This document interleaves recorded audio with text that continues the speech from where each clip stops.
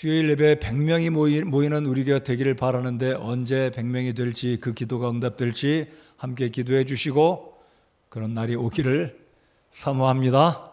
아멘. 네. 아멘을 잘 안 하시네요. 네. 자, 오늘은 유다에 대해서 성경 여주 동행의 인물 36번째 야곱의 넷째 아들 유다를 배우겠습니다. 오늘 유다의 삶을 통해 포커스를 유다 자신이 아니라 우리 예수님의 직계 조상 12지파의 조상 중에 한 사람인 유다를 통해서 예수님을 발견하고 우리 주님을 영화롭게 하는 복된 말씀이 되기 바랍니다. 자, 유다의 이름의 뜻은 오늘 읽은 35절에 보면 그의 이름을 유다라 했는데 그의 뜻은 찬양하리로다. 내가 주를 이제는 찬양하리로다. 그래서 유다의 이름 주다는 찬양이라는 뜻입니다. 다시 말씀드리면 예배한다, 경배한다 그런 의미가 유다의 이름의 뜻이 되겠습니다.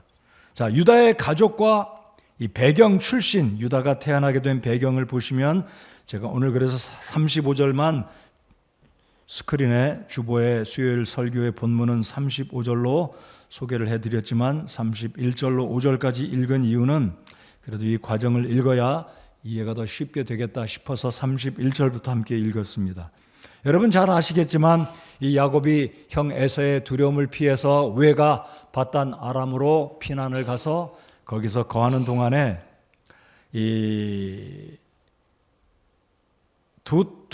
이삭의 두 딸을 보지 않습니까? 이 바단 아람의 외삼촌 이 라반의 두 딸을 보지 않았습니까? 레아와 라헬.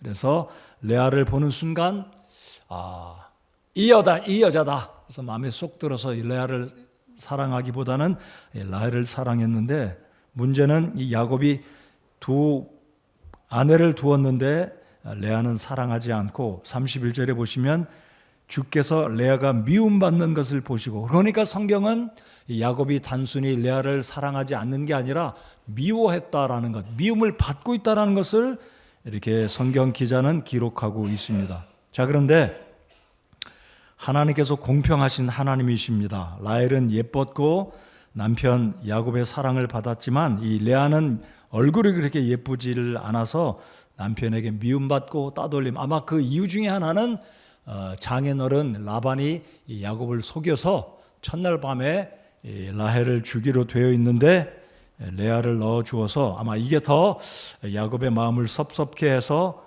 오히려 그냥 레아가 미움을 받지 않았을까 그런 유추를 해보게 되는데 아무튼 레아는 남편의 사랑에 목마른 여자였습니다.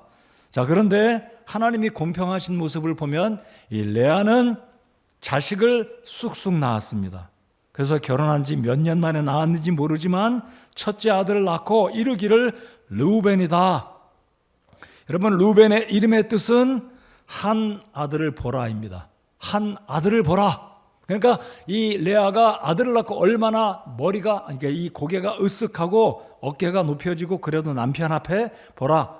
내 동생 라헬은 남편에게 사랑을 받고 미인이지만 아들을 못 낳으니까 무자하니까 이 레아가 자랑하듯이 보라 아들이다. 한 아들을 낳고 이렇게 고개가 들어지고 어깨가 힘이 들어가는 한 아들을 보라. 그래서 르벤을 낳고 레아가 이렇게 생각합니다. 하나님께서 나의 고통을 보셨다. 이제는 내 남편이 아들을 낳아주었으니까 나를 사랑하겠지라고 생각을 했습니다.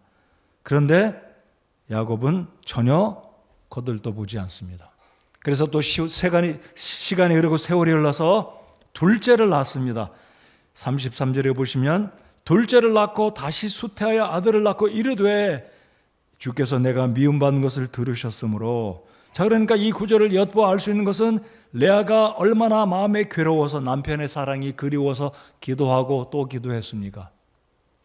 제가 잠시 후에 말씀드리겠지만 이 레아는 끊임없는 남편의 사랑에 목마른 여인이었다라는 것입니다. 그래서 둘째를 낳고 이르기를 시몬으로 이름을 지었습니다. 34절에 보시면 33절에 보시면 이제 내가 미움받는 것을 주께서 들으셨고 아들을 주셨다. 그래서 시므온, 그래서 시므온의 뜻은 무엇일까요? 주께서 내가 미움받는 것을 들으셨다. 나를 이해하시는, 하나님은 내 편이시지, 얼굴이 예뻐서 남편의 사랑을 독차지한 라헬보다도 하나님은 그래도 내가 이렇게 첫째 부인으로 남편의 사랑을 받지 못하는 나를 들으신다. 내 기도를 들으시고 내 마음의 고통을 헤아리시는 하나님이다라고 둘째 아들의 이름을 시므온으로 지었습니다. 자, 34절에 둘째 아들을 낳았지만 야곱의 마음은 여전히 움직이지 않습니다. 여전히 라헬에게 향하는. 자, 그래서 셋째 아들을 낳고 또 이름을 짓기를 레위라고 지었습니다. 자, 34절 레위의 이름의 뜻이 무엇인지 한번 생각해 볼까요? 이 레아의 마음이 얼마나 남편의 사랑을 그리워했으면 이렇게까지 이름을 지었을까요? 자, 34절 같이 읽겠습니다. 시작. 그녀가 또 수태하여 아들을 낳고 이르되 내가 그에게 세 아들을 낳았으니 이제 이번에는 내 남편이 나와 연합하리로다 하고 이런 까닭에 그의 이름을 레위라 하였으며.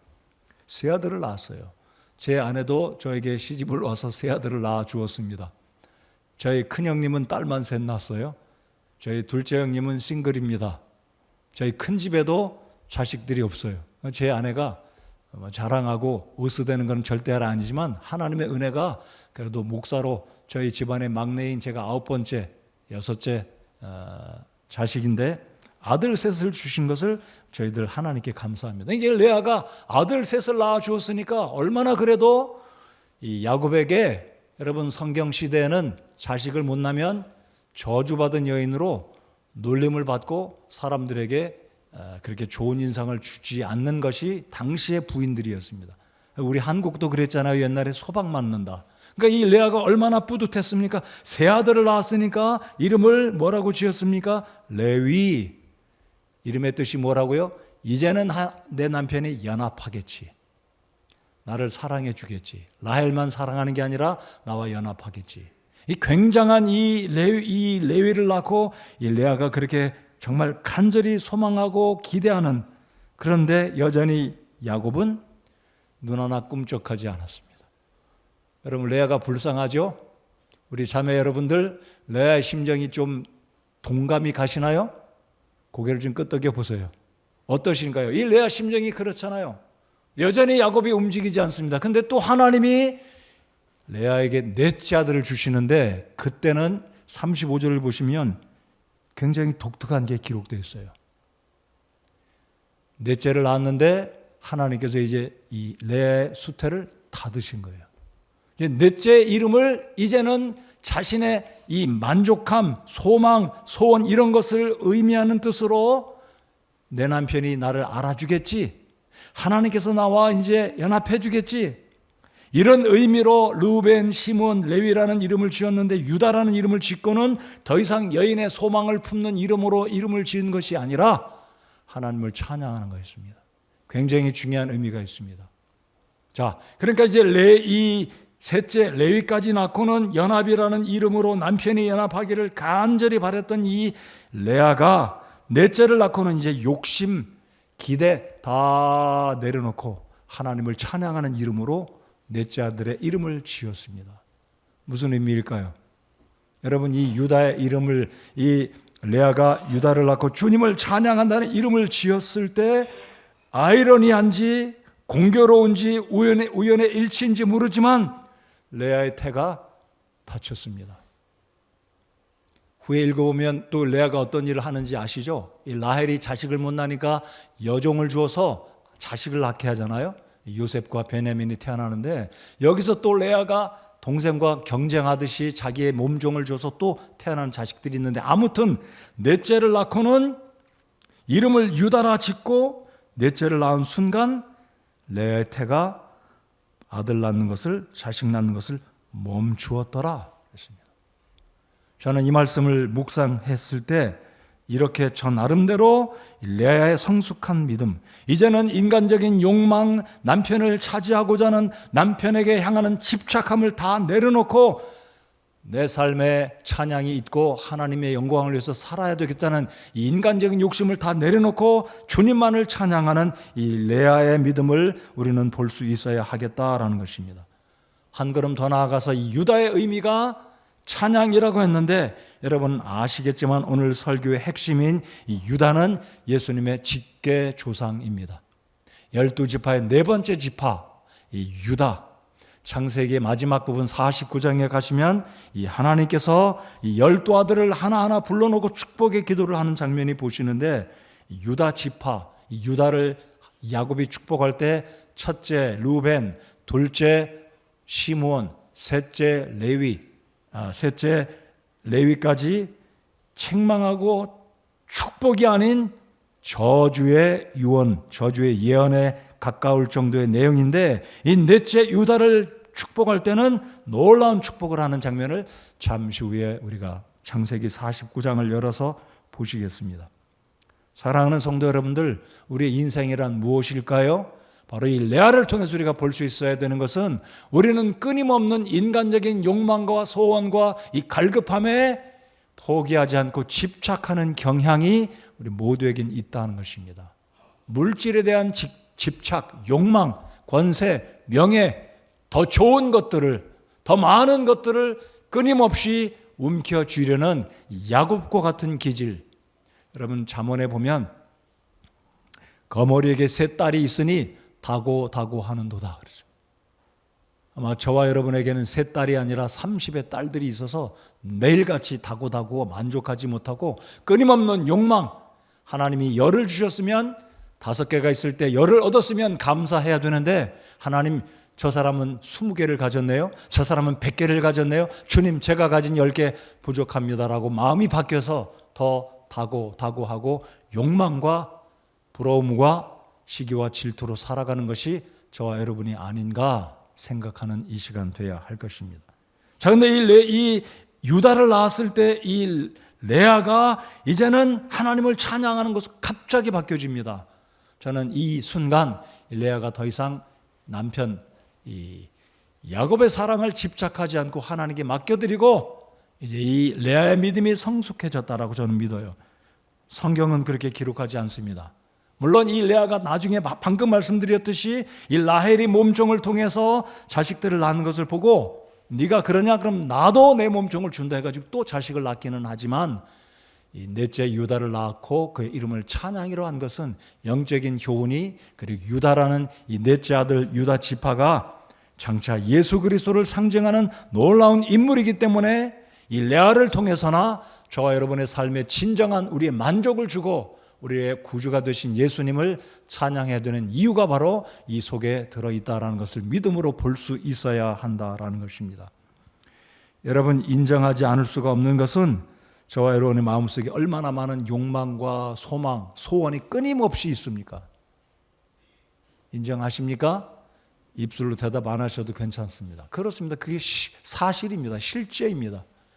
그러나 이 레아가 넷째를 낳고는 첫째, 둘째, 셋째 르우벤과 시므온과 레위의 이름은 자신의 소욕을 위해서 이름도 그렇게 지었지만 이제는 다 내려놓고 하나님을 찬양하리로다, 이제는 주를 찬양하리로다 포기하고 우리 주님의 뜻하심, 이 레위까지 낳고 넷째 유다를 낳았을 때 메시아의 언약을 이 레아가 깨달았는지는 모르지만 믿음으로 이제 유다를 낳고 장차 오실 예수 그리스도, 진정한 소망, 진정한 우리 삶에 만족을 주시는 예수 그리스도를 바라보았을 때 레아가 비로소 하나님을 찬양할 수가 있었다라는 것입니다.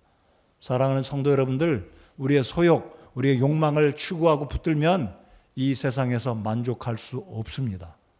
그러나 예수님께 집중하고 예수 그리스도만이 오늘 부른 찬송가처럼 우리가 주님을 뵙게 될 때 우리의 기쁨이 진정으로 아주 놀라운 기쁨을 얻게 될 것이라는 찬송가 가사처럼, 우리의 구주 예수 그리스도가 다시 오실 그때 주님 앞에 섰을 때 진정으로 기쁨과 감사와 찬양과 그 구원의 은혜가 얼마나 큰지 우리 주님의 무릎 앞에 엎드려 무릎을 꿇고 경배하게 될 때 그 순간을 생각하는, 그래서 만족과 찬양을 드릴 수 있는 우리가 돼야 하겠습니다. 아멘 해봅시다.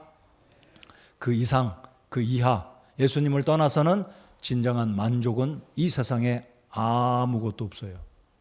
우리의 자녀 만족 못 줍니다. 기대하지 않는 게 더 지혜롭습니다. 아마 지금 이 시대는 옛날과 달라서 많은 정보를 통해서 그런 뉴스 듣지 않아요? 연세 드신 분들 이젠 더 이상 자식 의지하고 믿었다가는 오히려 우리의 마음만 아파질 뿐이다. 그래서 지난번에 그 이야기를 합니다. 갑자기 이런 생각이 들어서 여러분과 쉐어하는 거예요. 우리 목사님들이 연로하면 은퇴하면 어떻게 남은 생애를 살아갈 거냐. 이게 경제적으로 어려우니까. 그래서 목사님들이 모여서 친교회 기간 동안에 서로 이제 계획들을 이야기하는데 어떤 목사님이 그런 말을 합니다. 각자 도생이 답이다. 맞아요. 각자 도생해야 됩니다. 교회 의지할 것도 없고 자식 의지할 것도 없고 각자 도생해. 지금서부터 준비하고 기도해야 됩니다.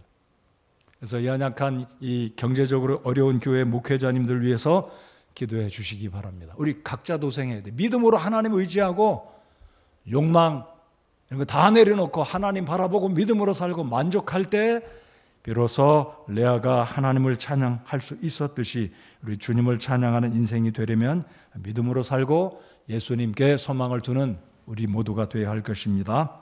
자, 세 번째 이제 끝으로 네 번째 끝에 마지막이 있는데 세 번째 유다 지파. 이 유다라는 이름이 상징하는 영적인 의미를 살펴보겠습니다. 여러분 예수님의 족보가 신약에 보면 두 곳이 나옵니다. 마태복음 1장과 누가복음 3장에 예수님의 족보 이야기가 나오는데요. 우리 마태복음 1장을 잠깐 열어보겠습니다. 마태복음 1장 3절을 보시면 이 야곱의 12아들이 언급이 되는데 예수님의 족보 이야기 가운데 르우벤과 시므온과 레위는 언급이 안 돼요. 유다만 언급됩니다. 자, 마태복음 1장 3절을 보시겠습니다.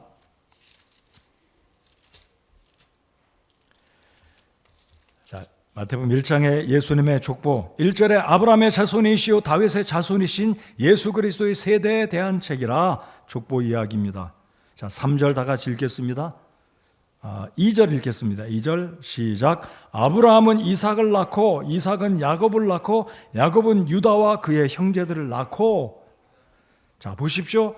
야곱의 첫째 아들이 장자 루벤인데 12아들 가운데 오직 유다만 언급됐어요. 유다가 몇째 아들이라고요?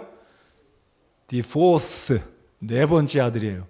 첫째 아들도 안 나오고 둘째 아들도 안 나오고 셋째도 안 나오고 네 번째로 건너뜁니다.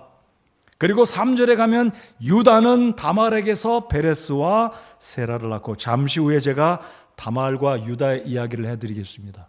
자, 기억하십시오. 예수님의 족보 가운데 여러분의 족보는 장자, 특별히 첫째 아들 빼놓은 족보가 거의 없을 거예요. 저희 집에 족보가 있는데 첫째 아들 거의 안 빼놓습니다. 근데 넷째 아들만 언급됐어요. 왜 그럴까요? 왜냐하면 예수님께서 이 유다 지파의 후손으로 메시아로 왕으로 오셨기에 첫째 아들, 둘째 아들, 셋째 아들 생략 유다가 언급된 겁니다. 자, 그러면 누가복음은 어떨까요? 누가복음도 동일합니다. 어떻게 그렇게 누가와 마태가 만나서 약속했을까요? 아닙니다. 성령의 이 성경의 저자이신 누가의 마음도 움직이신 하나님께서 누가복음 3장을 열어보십시오. 3장에 보면 이제 족보의 서열이 위에서 내려갔는데 누가복음의 이 족보는 아래에서 위로 올라갑니다. 자, 마리아와 이 요셉의 족보가 언급됐는데 아무튼 예수님의 족보 이야기인데요. 자, 누가복음 3장 34절을 보시겠습니다. 34절. 자, 32절부터는 다윗은 이새의 아들이요 다윗의 족보 유다 지파의 족보가 쭉 내려오는데 다윗의 이야기를 하고 있다가 34절에서는 유다의 언급으로 올라갑니다. 자, 기억하십시오. 마태복음 1장은 위에서부터 아래로 내려가는 족보라면 누가복음의 족보의 특징은 요셉으로부터 위로 올라가는 족보입니다. 그런데 34절 보시면 유다는 야곱의 아들이요 첫째 아들, 둘째 아들, 셋째 아들 언급이 안 나와요. 그냥 넷째 아들 유다는 누구의 아들이요 넷째라는 언급도 없습니다. 왜 그렇습니까? 바로 유다가 예수님의 직계 조상 메시아의 혈통을 잇는 유다이기 때문에 그렇습니다. 자, 그렇다면 이 예수님의 직계 조상인 유다에게 어떤 일이 있었을까 우리 살펴보시면 창세기 37장부터 48장까지 보시면 창세기 37장으로 넘어가지 않겠습니다. 그냥 들어주셔도 되겠습니다. 여러분 창세기 37장을 보시면 요셉의 약전은 이러하니라. 개역 성경이 그렇게 소개합니다. 자, 요셉의 일생. 여러분 창세기에 보시면 4명의 유명한 족장이 나옵니다. 아브라함, 이삭, 야곱, 요셉. 이게 4명의 족장의 이야기가 12장부터 50장까지 끝입니다. 근데 제일 많은 장을 할애하는 게 이 야곱과 요셉입니다. 자, 그런데 이 요셉의 약전, 요셉의 일생이 소개되기를 37장부터 49장까지 언급됩니다. 굉장히 긴 장을 할애하죠. 자, 기억하십시오. 유다와 요셉은 예수님을 상징하는 매우 중요한 인물입니다. 자, 아브라함은 이 예수님의 조상이기도 하지만, 이스라엘의 조상이기도 하지만, 야곱과 요셉은 중요한 인물인데, 이 유다와 요셉은 예수님을 상징하는 매우 중요한 인물인데, 자, 37장에 요셉의 이야기가 시작됩니다. 요셉의 꿈 이야기가 시작되고 37장 마지막 장에 가면 요셉이 이집트로 팔려가는 장면이 시작됩니다. 그리고 39장에 가면 또다시 보디발의 집에 팔려간 요셉의 이야기를 시작하는데 38장은 샌드위치처럼 갑자기 요셉의 일생과 상관이 없는 유다의 이야기로 넘어갑니다. 그래서 저는 37장부터 읽다가 왜 요셉의 일생을 이야기하다가 창세기의 저자 모세는 갑자기 유다의 이야기를 집어넣었을까? 정확한 답은 제가 없어요. 왜 그럴까? 아직도 궁금합니다. 근데 제 나름대로 이렇게 해석을 합니다. 유다는 요셉과 함께 예수님을 상징하는 매우 중요한 인물이기 때문에 창세기의 저자 모세는 하나님의 감동하심을 받고 37장에서 요셉의 생애를 이야기하다가 중간에 38장에 유다와 다말의 이야기를 삽입합니다. 37장 요셉의 이야기, 38장 유다와 다말의 이야기, 그리고 이 유다의 아들이자 손자격인 베레스가 탄생하는 장면을 이야기하다가 다시 38장에 가서 요셉의 이야기로 넘어가서 37장 끝부분에 보디발의 집에 팔려갔던 이야기를 연결해서 또다시 요셉의 이야기를 진행합니다. 자, 그러면 이제 유다가 어떤 인물이었고 다말과 어떤 관계가 있었는지 말씀을 드리겠습니다. 제가 성경 인물 다말에 대해서, 야곱에 대해서 이미 이전에 언급을 드린 것으로 기억합니다. 여러분, 다말은 야곱의 며느리였습니다. 근데 야곱은 며느리를 통해 아들을 낳아요. 아니, 며느리를 통해 야곱이 아들을 낳았다? 퍼떡 생각이 이상하다 드시죠? 아니, 어떻게 그런 일이 있을 수 있을까? 아니, 어떻게 시아버지가 다말과 동침을 해서 자식을 낳을 수 있을까? 상상이 안 가는 이야기죠. 예수님의 집안, 콩가루 집안이네. 어떻게 저런 일이 있을 수 있을까? 야, 우리 시대에 우리 한국문에서는 상상도 못하는데 어떻게 히브리인들은 저런 일을 성경에, 그것도 성경에 기록해 둘 수 있을까? 굉장히 이상하다고 생각될 겁니다. 핵심 포인트는 이겁니다.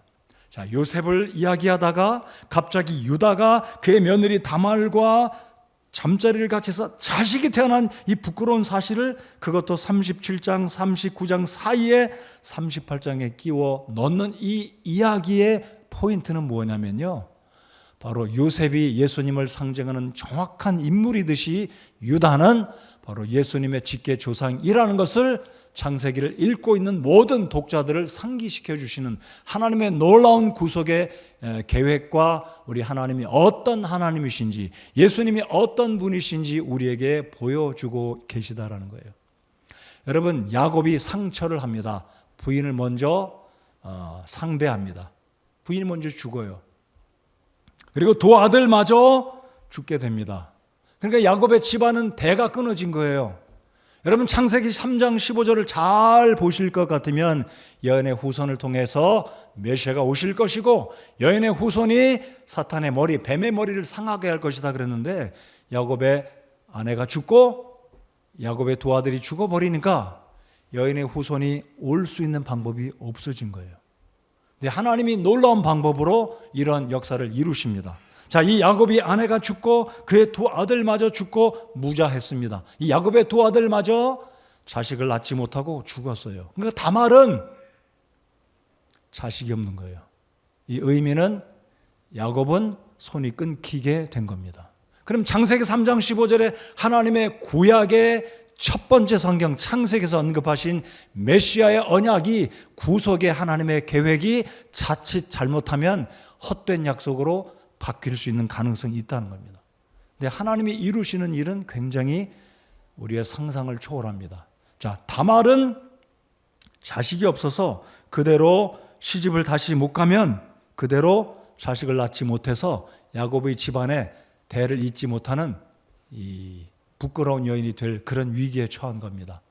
그런데 이미 두 아들이 죽자 야곱은, 여러분, 이 이스라엘 문화 히브리인들에는 고대 근동에 계대 결혼이라는 게 있습니다. 한번 따라서 해보시겠습니다. 계대 결혼. 쉽게 말씀드리면 대를 이어가도록 시아버지가, 아니면 내 남편이 죽었을 때는 남편의 형제들이 형수에게나 제수씨에게 시집을 가서 자식을 낳을 수 있는 이 풍습이 있었습니다. 근데 야곱은 자신의 두 아들이 이미 죽어서 며느리 다말이 과부로 지내게 생겼기에 대를 잇지 못하는 것을 알면서도 친족 가운데 다말에게 남편으로 주기를 원치 않은 거예요. 이것을 알았던 다말은 지혜롭게 행동을 합니다. 그래서 이 유다가 양털을 깎을 무렵 됐을 때 집을 떠나 멀리 가게 되는데 마침 만난 여인이 다말이었습니다. 이 야곱이 만난 그 여인이 며느리인지를 알아보지 못한 거예요. 상처했기 때문에 이 여인이 창기인 줄 알고 데려다가 잠을 같이 하게 됩니다. 다말은 의도적으로 자신의 시아버지가 자신을 통해 자식을 낳을 수 있는 남편을 구해주지 않고 계대 결혼에 의무가 있던 시아버지가 아무런 움직임이 없자 지혜롭게 변장을 하고 남편을 대신해서 자식을 낳으려고 시아버지와 동침을 하게 된 거죠. 어찌 보면 다말 어떻게 저렇게 부도덕하게 저런 행동을 할 수 있을까 생각할 수 있을 것입니다. 근데 이것은 말씀드렸듯이 바로 예수님은 이런 부끄러운 집안에 혈통적으로 이렇게 수치의 가문에서 태어나신 것은 무슨 의미입니까? 바로 예수 그리스도는 우리의 허물과 부끄러움과 모든 부도덕한 죄들을 담당하시고 우리를 구원해 주시려고 거룩하신 하나님이신 예수님께서 그런 수치와 부끄러움을 무릅쓰고 그런 가문에 사람의 몸을 입고 오셨다라는 것을 하나님은 창세기 38장에서 보여주고 있다는 겁니다. 우리가 성경을 볼 때 오해하지 말아야 됩니다. 예수님의 집안은 엉망인 집안이다. 예수님 메시아로 오셨는데 예수님의 가문 형편없는 집안이다.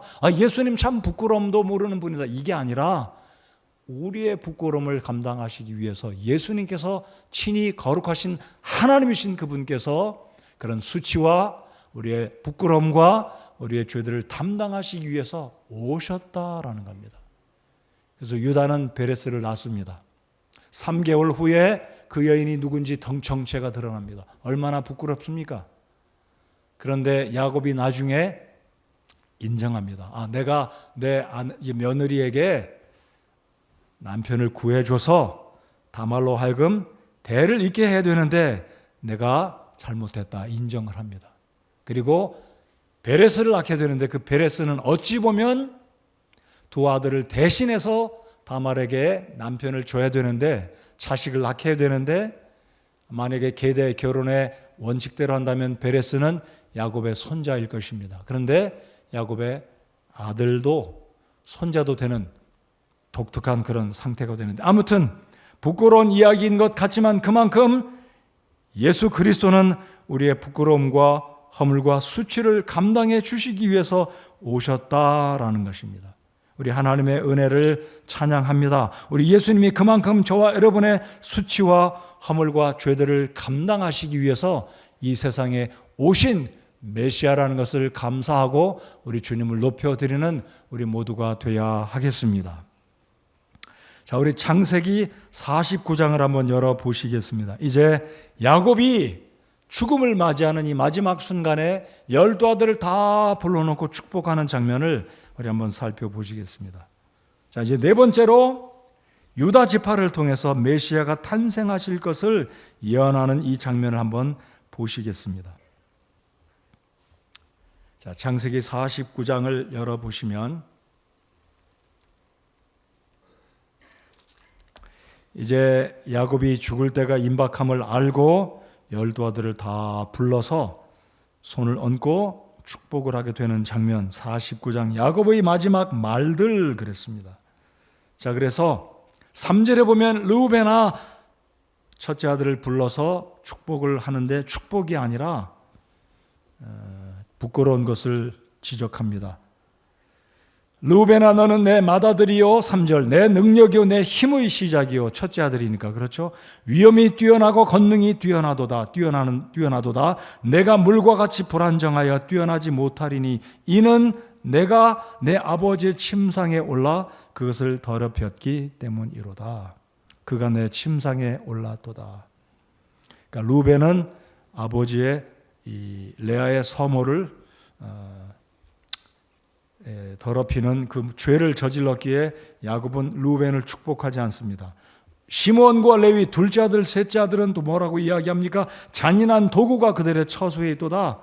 세겜에서 하몰의 이 일로 인해서 그의 여동생이 부끄러운 일을 당했을 때 시므온과 레위는 안갚음을 하려고 잔인한 마음을 품고 칼을 품고 가서 세겜의 이 하몰의 집안을 다 도륙하는데 아버지를 속이고 아버지에게 살짝 유하는 말을 돌려대고 가서 이 할례 의식으로 이 할례의 약속을 맺고 하몰의 집안의 모든 남자들을 다 죽이는. 그래서 6절에 보시면 오 내혼아 너는 그들의 은밀한 일에 가담하지 말며 내 존귀야 너는 그들의 모임에 연합하지 말지어다. 그들이 분노 중에 사람을 죽이고 자기들의 의지대로 벽을 파내려 갔도다. 이렇게까지 이제 야곱은 르우벤과 시므온과 레위 첫째, 둘째, 셋째를 축복하지 않습니다. 그리고 넷째 아들, 자 중요한 8절, 9절, 10절까지 같이 한번 읽겠습니다. 11절까지인데요. 그냥 10절까지만 시간 관계상 읽겠습니다. 시작.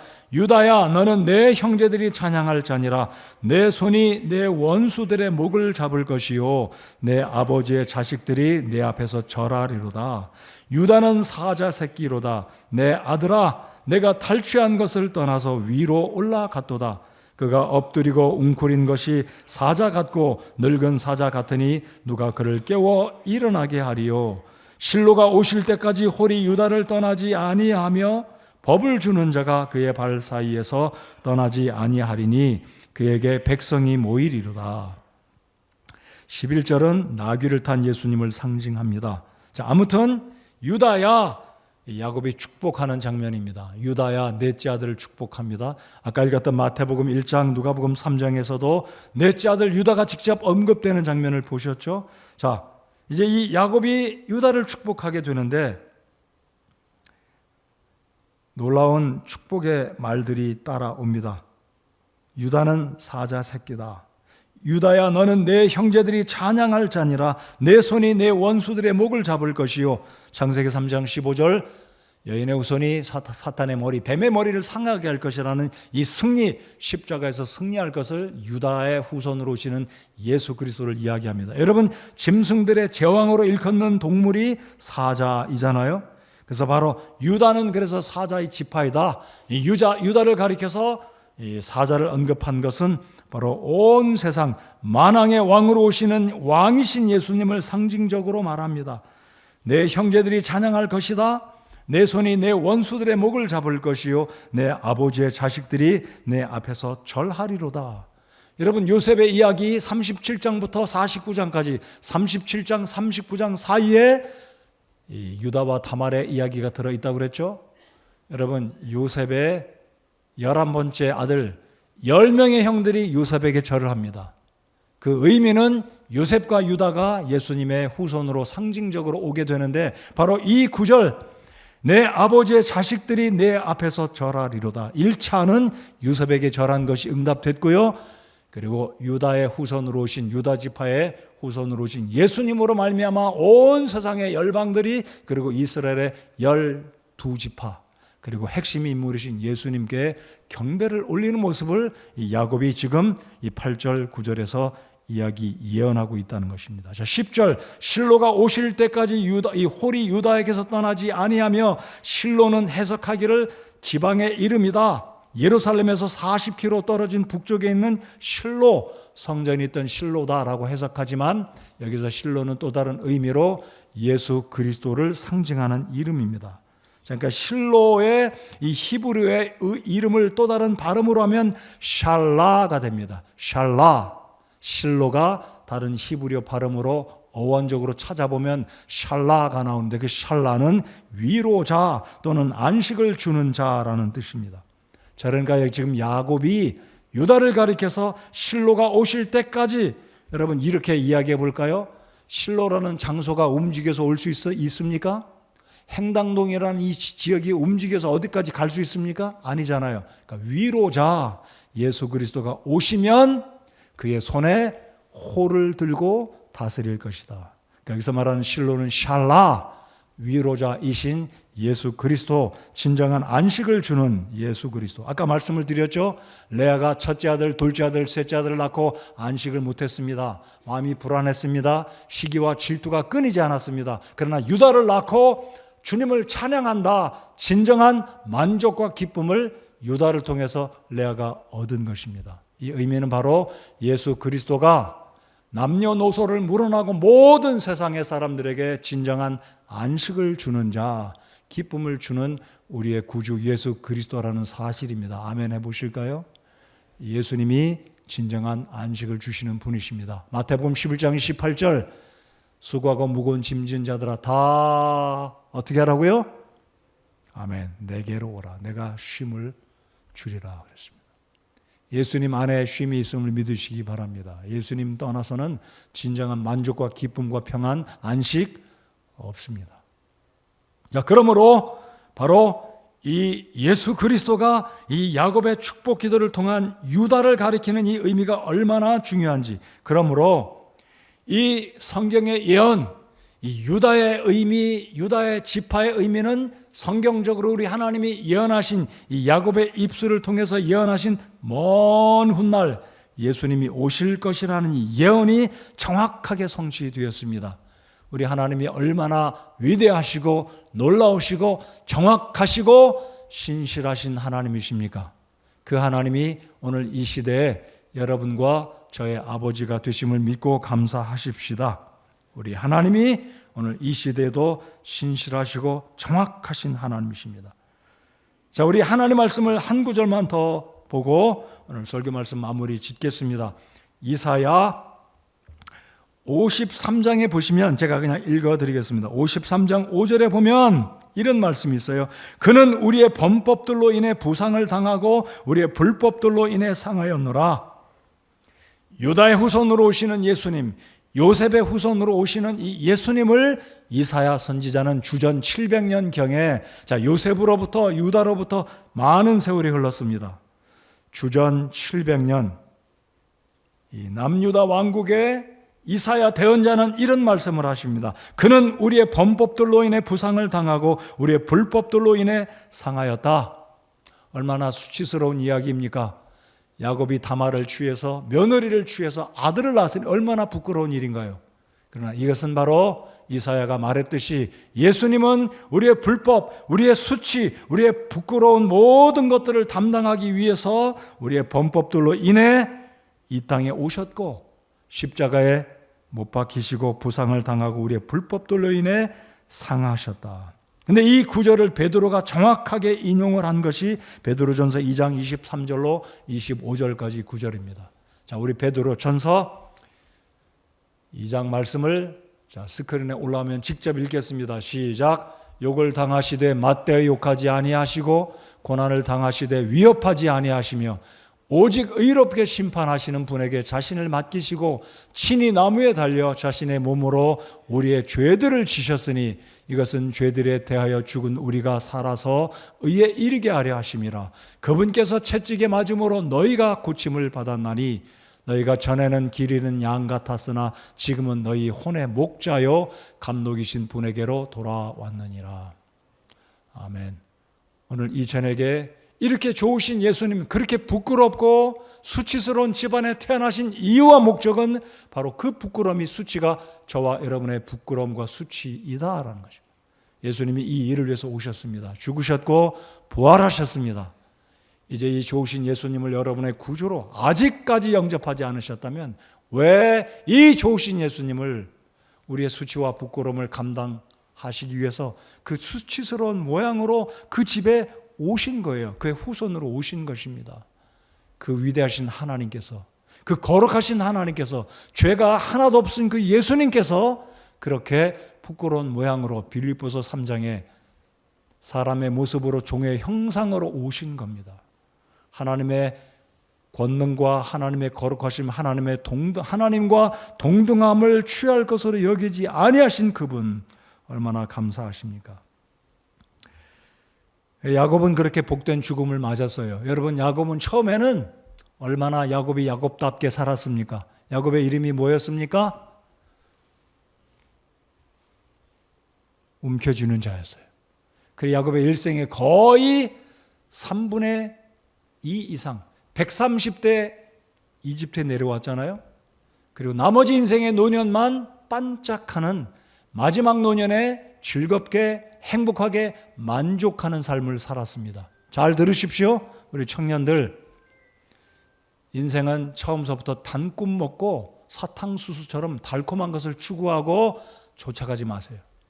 젊어서 고생하는 것 괜찮습니다. 하나님의 손에 연단 받을 필요가 있어요. 그러나 진짜 안 되는 것은 노년에 가난하고 어렵고 외롭고 고독하게 비참하게 사는 인생 살지 말아야 합니다.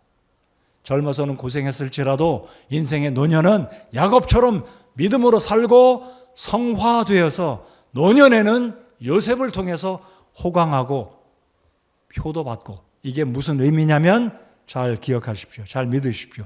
예수님 안에 있을 때 우리의 인생이 밝아지고 즐겁고 행복하고 복을 누린다라는 것입니다. 자기 뜻만 쫓아서 살면 레아처럼 만족하지 못합니다. 첫째 아들, 둘째 아들, 셋째 아들, 그 의미가 뭔가요? 바로 그 의미가 그 의미입니다. 옆에 사람한테 그 이야기 합시다. 그 의미가 그 의미입니다. 얘기해 주세요. 이해하셨습니까? 그렇게 살면 안 됩니다. 인생의 노년을 즐겁게 평안하게 복되게 마치려면 예수님 붙들어야 됩니다. 바뀌어야 됩니다. 믿음으로 살아야 합니다. 그래서 야곱은 복된 삶으로 인생을 마감했어요. 제가 지난 주 중에 제가 아는 중국의 한 선교사님에게 부고장을 받았어요. 그의 어머니가 90을 넘기고 돌아가셨어요. 그의 어머니는 두 아들을 목사로 키웠고 딸들을 믿음의 딸들로 잘 키웠어요.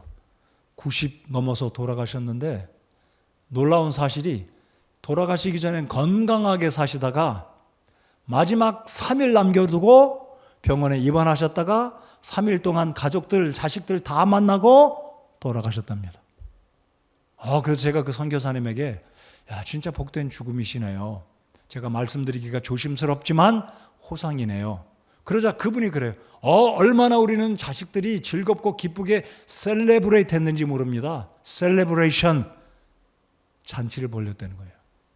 저와 여러분도 이러한 죽음, 여러분의 가정도 이러한 죽음을 맞이할 수 있는 은혜가 있기를 바랍니다.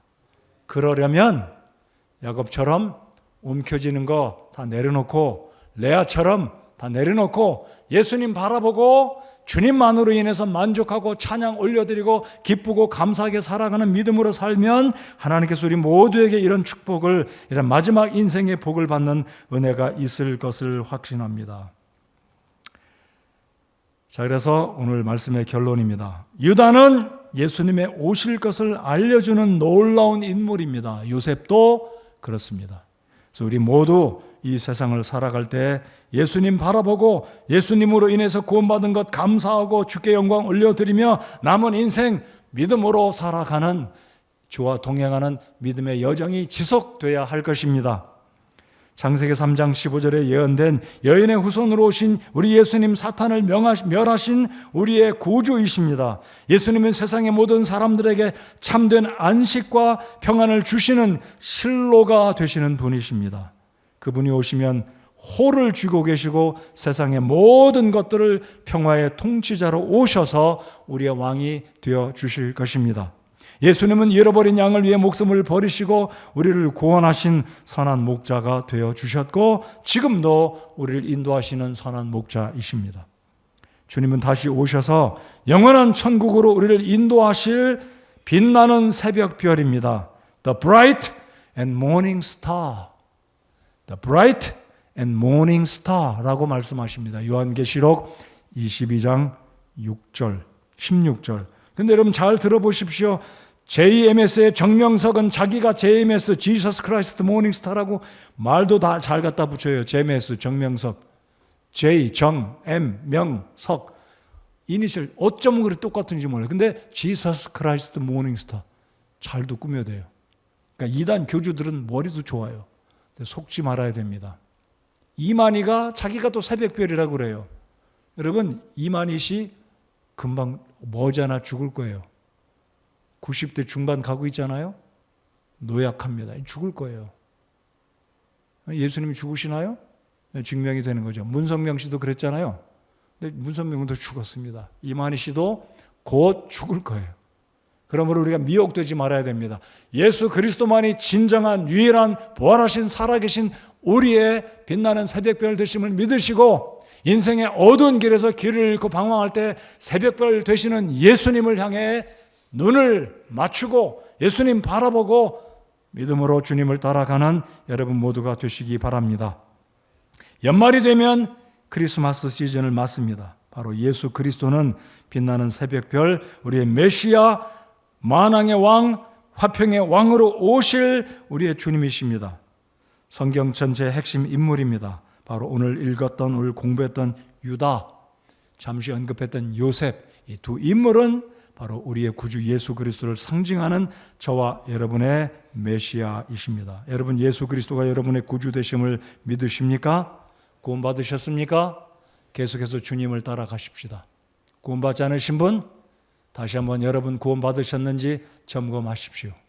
다 같이 일어나서 찬송하겠습니다.